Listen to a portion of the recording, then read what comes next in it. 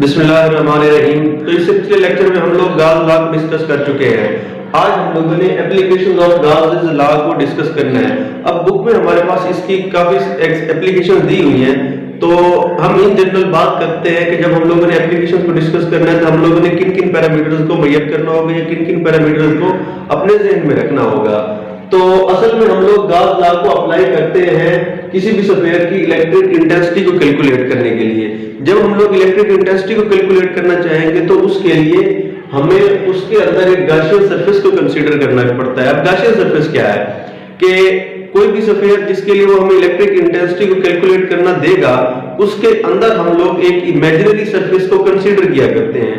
वो imaginary surface असल में हमारी गाशियन सरफेस कहलाती है। तो एक सरफेस के अंदर दूसरी इमेजिन की हुई, फर्ज की हुई जो सरफेस होगी वो हमारी गाशियन सरफेस कहलाएगी। तो हम इसको अप्लाई करते हैं इलेक्ट्रिक इंटेंसिटी को कैलकुलेट करने के लिए, और उसको फाइंड आउट करने के लिए हम लोग सबसे पहले गाशियन सरफेस को कंसीडर करते हैं। जब गाशियन सरफेस को कंसीडर कर लेंगे तो उसके बाद हम लोगों ने ये मुहैया करना है कि उस गाशियन सरफेस के अंदर चार्ज कितना इनक्लोज कर रहा है। जब हमारे पास चार्ज आ जाएगा तो उसके बाद हम लोग उसका फ्लक्स मुहैया करेंगे। सबसे पहले गाशियन सरफेस को कंसीडर करना है, गाशियन सरफेस के बाद उस सरफेस का चार्ज कैलकुलेट करना है, चार्ज कैलकुलेट करने के बाद हम लोगों ने उसका फ्लक्स मुहैया करना है। ये तीन पैरामीटर मुहैया करने के बाद हमारे पास उस सरफेस की इलेक्ट्रिक इंटेंसिटी आ जाएगी। अब हम आते हैं इसकी पहली एप्लीकेशन की तरफ कि इंटेंसिटी फाइंड करें, इंटेंसिटी ऑफ फील्ड फाइंड करें किसी भी स्फीयर के इनसाइड में जो कि हॉलो है। Intensity of a field inside a hollow charge sphere. अब जैसे यहाँ फिगर में दिखाया गया है कि हमारे पास ओरिजिनली ये सरफेस थी बाहर वाली, जिसका रेडियस यहाँ से लेकर r है, यानी कि जो आउटर स्फीयर है ये उसने हमें दी, और उसने कह दिया कि इसकी बाउंड्री पर चार्ज है, प्लस का चार्ज है, और ये हॉलो है। हॉलो उसने बता दिया यानी खाली है, अंदर से खाली है। तो हमने उसके इनसाइड का इलेक्ट्रिक इंटेंसिटी मेजर करना है। तो हमने क्या किया, इसके इनसाइड में एक और सरफेस को कंसीडर कर लिया। जो ओरिजिनल सरफेस थी उसका रेडियस r था, इसके अंदर एक और सरफेस को कंसीडर कर लिया जिसके रेडियस को हमने r डैश का नाम दे दिया। अब ये r डैश असल में इस ओरिजिनल r से छोटा है, तो हम कह सकते हैं कि जो r डैश है वो लेस है r से। अब ये उसके अंदर कंसीडर की गई है। अब जितना भी चार्ज था वो बाहर वाली साइड पर था, जो अंदर गाशियन सरफेस कंसीडर की गई है उस पर कोई चार्ज नहीं है। तो जैसा हमने कहा था कि सबसे पहले हम लोगों ने गाशियन सरफेस कंसीडर कर लिया, वो हमने कंसीडर कर ली। अब दूसरी बात हमने कही थी कि हम लोग इसके चार्ज को डिस्कस करेंगे। तो हमने ये ऑब्जर्व कर लिया है कि इस स्फीयर में जितना भी चार्ज था वो उसके आउटर बॉडी पर था, जबकि उसके इनर में कोई चार्ज नहीं था, इनर से वो हॉलो था। तो हम कह सकते हैं कि इसका जो चार्ज है वो सिफर होगा। अब अगर हम लोग बात करें गाज लॉ को अप्लाई करने की, तो हमारे पास गाज लॉ ये था phi is equal to 1 by epsilon naught into q। अब q की वैल्यू जब हमारे पास सिफर हो गई है तो हम कह सकते हैं कि जो हमारे पास phi होगा, इलेक्ट्रिक फ्लक्स होगा, वो भी जीरो होगा। और ये हम लोग पहले पढ़ चुके हैं कि जो इलेक्ट्रिक फ्लक्स है वो हमारे पास E A इक्वल होता है। तो हम कह सकते हैं क्योंकि इलेक्ट्रिक फ्लक्स जीरो आ रहा है तो मतलब E A जीरो के इक्वल होगा। अब अगर हम लोग इन दो चीजों को ऑब्जर्व करें, मतलब ये दोनों मल्टीप्लाई में हैं और इनका जो प्रोडक्ट है वो जीरो के इक्वल है, तो हम कह सकते हैं कि या तो ये जीरो के इक्वल है या तो ये जीरो के इक्वल है। अगर हम लोग इन डीपली बात करें तो हमें पता है कि जो एरिया है वो तो जीरो है ही नहीं, क्योंकि इसका एरिया तो एग्जिस्ट कर रहा है। दोनों केस में रेडियस दिया हुआ है तो दोनों केस में एरिया एग्जिस्ट कर सकता है, तो मतलब एरिया जीरो हो नहीं सकता। तो जो ई है हमारे पास ये जीरो पॉसिबल है। तो इसका जो इलेक्ट्रिक फ्लक्स हमने फाइंड आउट किया तो ये था वो जीरो की इक्वल बना, क्योंकि चार्ज जीरो था, चार्ज जीरो था, इलेक्ट्रिक फ्लक्स जीरो बना। इलेक्ट्रिक फ्लक्स से हमने इन दोनों को देखा, एरिया जीरो हो नहीं सकता था। जो इलेक्ट्रिक फील्ड इंटेंसिटी थी वो हमारे पास जीरो आ गई। हमने यही बात की थी कि हम लोग गाज लॉ को अप्लाई करते हैं इलेक्ट्रिक फील्ड इंटेंसिटी को कैलकुलेट करने के लिए। अब इसमें क्या था, उसने बोला कि इंटेंसिटी ऑफ फील्ड कैलकुलेट करें inside a hollow charge sphere. एक हॉलो चार्ज स्फीयर के जो चार्ज स्फीयर है उसके इंटीरियर हॉलो है, उसकी फाइंड आउट करनी थी। तो हमने क्या किया, उसके अंदर एक गाशियन सरफेस कंसीडर कर ली। गाशियन सरफेस कंसीडर करने के बाद हम लोगों ने उसका चार्ज मेजर किया। चार्ज के लिए हमने देखा कि इनसाइड वो हॉलो था तो उस पर कोई भी चार्ज एग्जिस्ट नहीं कर रहा था। जब चार्ज जीरो था तो हमने गॉस लॉ अप्लाई किया, गॉस लॉ अप्लाई करने से हमें इलेक्ट्रिक फ्लक्स की वैल्यू पता चली। इलेक्ट्रिक फ्लक्स के वैल्यू में वो फार्मूले में वो वैल्यू पुट की, तो हमें पता चला कि एरिया जीरो हो नहीं सकता, तो उसकी जो फील्ड इंटेंसिटी है वो जीरो हो सकती है। तो इससे हमें उसकी फील्ड इंटेंसिटी मालूम हो गई।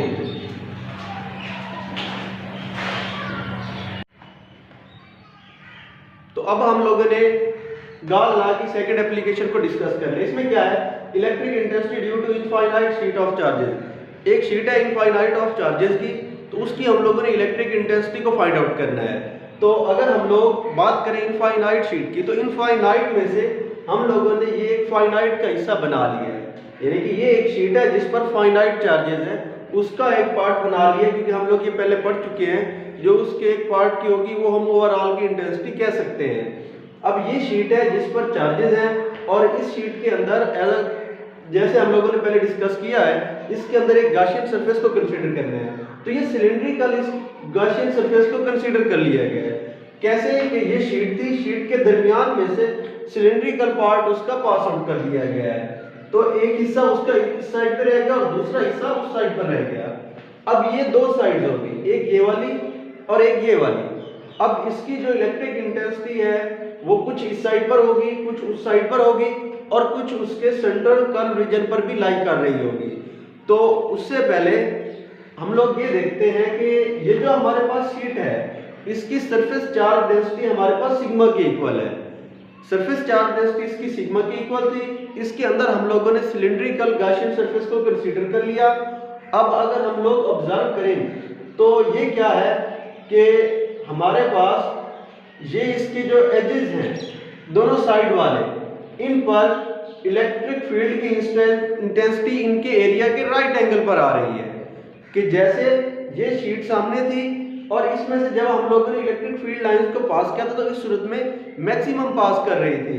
तो ये वैसी ही कंडीशन है, क्या कि फ्लैट हिस्सा इसका सामने आ रहा है और उससे सीधा इलेक्ट्रिक फील्ड इंटेंसिटी है, तो इनमें राइट एंगल है इसके एजेस पर। तो हम कह सकते हैं इसके एजेस पर क्या होगा, हमारे पास जो फाई बनेगा, फ्लक्स होगा, वो इस साइड पर ये हो जाएगा क्योंकि यहाँ पर वो एग्जिस्ट कर रहा है। और जब इस साइड पर इलेक्ट्रिक फ्लक्स की बात करेंगे तो उधर भी एग्जिस्ट करेगा, तो वो भी ई ए हो जाएगा। और जब हम बात करेंगे इसके सेंटर की, इसके कर्व पार्ट की, तो कर्व पार्ट में ई की डायरेक्शन पैरेलल हो जाती है उसके एरिया के। तो इसके कर्व हिस्सा में जितना भी कर्व हिस्सा होगा उस हिस्से में इलेक्ट्रिक फ्लक्स की वैल्यू सिफर आएगी। इसके दोनों एजेस की सूरत में मैक्सिमम आ रहा है, यानी ई ए आ रहा है। तो अगर हम इसका टोटल फाइंड आउट कर लें तो ये टोटल हमारे पास 2EA के इक्वल हो जाएगा। तो हम लोगों ने जैसे पहले बात कर रखी थी कि जब हमें वो इलेक्ट्रिक इंटेंसिटी को फाइंड आउट करने के लिए बोलेगा तो हमने सबसे पहले गॉसियन सरफेस को कंसीडर करना है, वो हमने कर लिया है। उसके बाद हम लोगों ने उसका चार्ज मालूम करना था, उस शीट का चार्ज जो गॉसियन सरफेस में लाई कर रहा है। तो इसका चार्ज जो होगा Q, वो हमारे पास उसने हमें सरफेस चार्ज डेंसिटी दे दी है, तो surface charge density multiply area, इसका ये चार्ज बन जाएगा। ये हमारे पास इक्वेशन 1 और इसको हम लोग नाम दे देते हैं इक्वेशन 2 का। तो सबसे पहले गॉसियन सरफेस कंसीडर कर ली, गॉसियन सरफेस के बाद उसका चार्ज फाइंड आउट कर लिया, उसके बाद हम लोगों ने उसके फ्लक्स की वैल्यू फाइंड आउट कर ली। अगर अब हम लोग इसका गॉस लॉ अप्लाई करें तो इलेक्ट्रिक फ्लक्स 1/ε0 × Q है। तो अब ये है इक्वेशन 3। अब Q की वैल्यू हमारे पास है, तो Q की वैल्यू हम लोग इसके अंदर पुट कर देते हैं। तो जब Q की वैल्यू पुट करेंगे तो ये हमारे पास आ जाएगा सिग्मा ए के इक्वल। अब ये है इलेक्ट्रिक फ्लक्स, इसकी वैल्यू भी हमें दी हुई है, तो इस इक्वेशन में हम इसकी वैल्यू को पुट करते हैं तो ये 2EA आ जाएगा। तो जब इसकी वैल्यू पुट की तो ये 2EA आ गया। अगर हम लोग इसको सिंप्लीफाई करें तो एरिया से एरिया कट जाएगा। अब बाकी हम लोग राइट डाउन कर सकते हैं क्या कि हमें सिर्फ इस E की वैल्यू चाहिए जो हमारी इलेक्ट्रिक इंटेंसिटी है। तो इक्वेशन है अब हमारे पास 2E = 1/ε0 × सिग्मा। तो जब हम लोग इसको सॉल्व करेंगे तो ये E इस साइड पर रह जाएगा, ये 2 यहाँ पर मल्टीप्लाई हो रहा है, जब दूसरी साइड पर जाएगा तो डिवाइड हो जाएगा, यानी σ/2ε0। तो ये इसकी वैल्यू आ जाएगी। जो हमें रिक्वायर्ड है। तो बहुत आसान है, जब भी हम लोगों ने इलेक्ट्रिक इंटेंसिटी को फाइंड आउट करना होगा तो हमारे पास एक स्फीयर होगी, उस स्फीयर के अंदर हम लोगों ने गॉसियन सरफेस को कंसीडर करना है। जैसे यहाँ हम लोगों ने सिलिंड्रिकल गॉसियन सरफेस को कंसीडर कर लिया, गॉसियन सरफेस कंसीडर हो जाए तो उसके बाद हम लोगों ने उसका चार्ज फाइंड आउट करना है। तो उसने हमें सरफेस चार्ज डेंसिटी बताई थी कि सिग्मा है, तो जब हम लोगों ने इसका चार्ज फाइंड आउट करना चाहा तो वो क्या बन गया, सिग्मा ए, उसका एरिया मल्टीप्लाई हुआ तो ये उसका चार्ज बन गया। तो सबसे पहले चार्ज फाइंड आउट करना है, वो कर लिया। उसके बाद हम बात करेंगे उसकी इलेक्ट्रिक फ्लक्स की। तो हमने देखा कि इसके जो एजेस जो थे वो फ्लैट बन रहे थे, तो ई की डायरेक्शन उन एजेस के फ्लैट थी, मतलब परपेंडिकुलर बन रही थी उसके एरिया के। तो यहाँ पर ये राइट और लेफ्ट दोनों साइड पर एग्जिस्ट कर गया।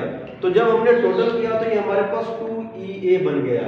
तो पहले नंबर पर चार्ज फाइंड आउट किया, दूसरे नंबर पर उसका फ्लक्स कैलकुलेट कर लिया, तीसरे नंबर पर हम लोगों ने गॉस लॉ अप्लाई किया और गॉस लॉ के अंदर उसकी सारी वैल्यूज को पुट कर दिया, चार्ज की वैल्यू को पुट कर दिया और उसके फ्लक्स को भी पुट कर दिया। तो जब सॉल्व किया तो ये हमारे पास इलेक्ट्रिक इंटेंसिटी आ गई जो हमें रिक्वायर्ड थी।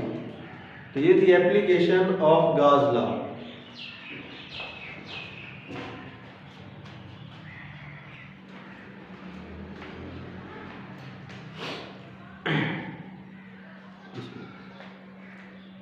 तो अब हमारे पास है गॉस लॉ की third application, electric intensity between two oppositely charge parallel plates.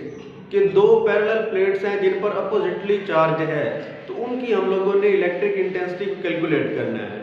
तो कंसेप्ट हमारे पास वही है कि हम लोगों ने सबसे पहले एक गॉसियन सरफेस को कंसीडर करना है, उसके बाद उसके चार्ज को फाइंड आउट करना है, चार्ज के बाद उसके इलेक्ट्रिक फ्लक्स को, और फिर उस पर गॉस लॉ को अप्लाई कर देंगे और उसके बाद हमें उसकी इलेक्ट्रिक इंटेंसिटी फाइंड आउट हो जाएगी। अब अगर हम लोग देखें तो ये है हमारे पास दो चार्ज प्लेट्स अपोजिटली चार्ज है, एक प्लेट पर हमारे पास प्लस का चार्ज है, दूसरी प्लेट पर हमारे पास नेगेटिव का चार्ज है। अब हमें पता है कि चूंकि अपोजिट चार्ज है, इस वजह से फील्ड ऑफ लाइन जो जनरेट होगी वो पॉजिटिव से स्टार्ट होगी और नेगेटिव पर एंड होगी, यानी कि प्लस से माइनस की तरफ इसकी फील्ड लाइन लाई कर रही होगी। अब इनके दरमियान में वैक्यूम है जिससे इन दो प्लेट्स को सेपरेट किया गया, just like a parallel plate capacitor. तो इनके दरमियान वैक्यूम है जिससे इन दोनों को सेपरेट किया गया और लाइन हमारे पास प्लस से माइनस की तरफ है। तो अब इसके लिए हम लोगों ने सबसे पहले क्या करना है, हमने इसके लिए गॉसियन सरफेस को कंसीडर करना है। तो जस्ट इसको डिल किया हुआ है, तो इसमें क्या है कि ये जो बॉक्स है हमारे पास हॉलो बॉक्स, इसको हम लोगों ने गॉसियन सरफेस कंसीडर किया है। और ये बॉक्स हमने इस तरह कंसीडर किया है कि इसका जो अपर एंड है वो हमारे पास प्लस में लाई कर रहा है, यानी अगर हम इसको यहाँ पर ड्रा करें तो ये कुछ इस तरह हमने कंसीडर किया हुआ है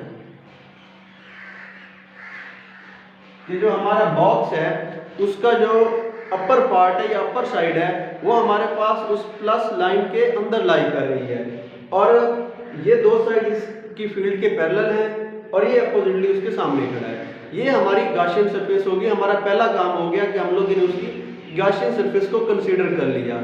अब दूसरी बात बनती है उसके चार्ज की। तो चार्ज के लिए हमें उसने सरफेस इंटेंसिटी बताई हुई है कि इसकी सरफेस चार्ज डेंसिटी जो है सिग्मा वो हमारे पास Q/A है। तो Q हमारे पास चार्ज होता है, तो ये क्या है कि एरिया इसके बटे में उधर जाएगा तो मल्टीप्लाई हो जाएगा, यानी कि जो इसका चार्ज है वो सिग्मा इंटू A हो जाएगा। तो नंबर 2 हमारे पास चार्ज भी आ गया। सबसे पहले गॉसियन सरफेस को कंसीडर करना था, गॉसियन सरफेस हमने कंसीडर कर ली। दूसरे नंबर पर चार्ज था तो हम लोगों ने चार्ज भी फाइंड आउट कर लिया। अब तीसरे नंबर पर बात रहती है उसके फ्लक्स की। तो अगर हम लोग इसी सरफेस के बारे में ही बात करें तो इसकी ये जो दो साइड हैं राइट और लेफ्ट साइड, ये दोनों साइड इन फील्ड लाइंस के पैरेलल में है। जब ये पैरेलल में है इसका मतलब है कि इन दो साइड्स के अलोंग हमारे पास फ्लक्स जीरो होगा।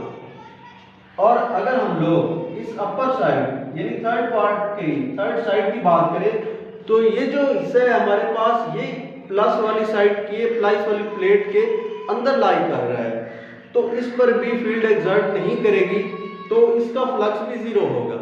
यानी दो साइड्स पैरेलल में है उनका फ्लक्स जीरो हो जाएगा, एक उसके अंदर लाई कर रही है तो उसका फ्लक्स भी जीरो हो जाएगा। अब जो चौथा हिस्सा है, अब ये फील्ड लाइन के बिल्कुल सामने आ रहा है कि कुछ इस तरह है और उसके अंदर से फील्ड लाइंस गुजर रही हैं, यानी राइट एंगल पर है, तो इसके अंदर उसका फ्लक्स एग्जिस्ट करेगा। तो अगर हम लोग यहाँ से फ्लक्स की वैल्यू फाइंड करें तो वो हमारे पास ई ए हो जाएगी। हमारे पास चार्ज की वैल्यू है और अब हमारे पास फ्लक्स की वैल्यू भी है। तो सबसे पहले गॉसियन सरफेस को कंसीडर करना था, वो कंसीडर किया। उसके बाद उसके चार्ज को फाइंड आउट करना था, चार्ज फाइंड आउट किया। चार्ज फाइंड आउट करने के बाद उसके फ्लक्स को फाइंड करना था। तो हम लोगों ने फ्लक्स भी फाइंड कर लिया। अब इसके बाद हम लोगों ने गॉस लॉ को अप्लाई करना है। गॉस लॉ है हमारे पास 1/ε0 इनटू Q। अब जो वैल्यूज हमारे पास है वो हम इस इक्वेशन में पुट कर देते हैं। लेट्स सपोज ये है इक्वेशन 3। अब हमारे पास फाई की वैल्यू है, क्या है वो ई ए के इक्वल है 1/ε0 इनटू Q। Q किसके इक्वल है? ये हमारे पास सिग्मा ए के इक्वल है। अगर हम लोग इसको सॉल्व आउट करें तो एरिया एरिया से कट जाएगा और ई की वैल्यू हमारे पास 1/ε0 इनटू सिग्मा ये आ जाएगी। तो यही हमारा रिक्वायर्ड सॉल्यूशन था कि हमने इलेक्ट्रिक इंटेंसिटी को ही कैलकुलेट करना था।